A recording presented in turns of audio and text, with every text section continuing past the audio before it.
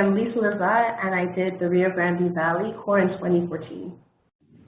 Great. And how would you describe yourself as a community advocate?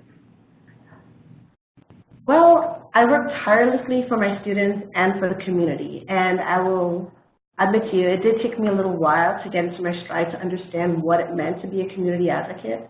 So the first locus that I had was to be an advocate within my classroom. That was the first community. And to be an advocate in the classroom, I was looking for ways to try and connect with parents. It was incredibly difficult because I didn't speak Spanish. And as you know, being in the Valley, maybe 90% of my students they spoke English, but their parents, if anything, did not speak English, and that was definitely a barrier for me to figure out how to navigate. But if I weren't able to communicate with the parents, then I tried to communicate with the counselors or within the school community. So that's how I saw like my community slowly starting to branch out. So from the classroom, I had to start engaging in other areas. So if I couldn't engage the parents, I started to engage the counselors. And that was, or if I wasn't able to engage the counselors, I started to engage other members within the faculty who had a really close connection with my students, and that could be other teachers or whatever sports they were in.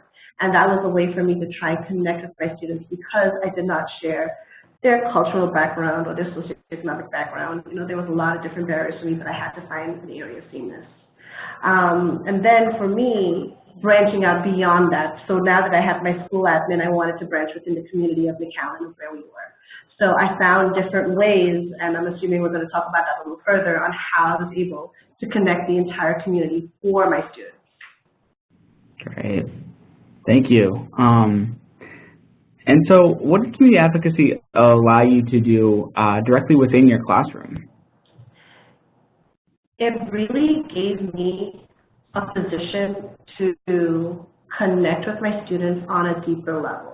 And because I was able to push myself in the community, it gave me, I guess, better access to understanding where they were coming from and what barriers they had to their education. Another thing that I did, which was a little bit broader, is that I saw that there was an area, there was a need for more STEM education. That is my bread and butter. That is what I live for, to get students interested in STEM.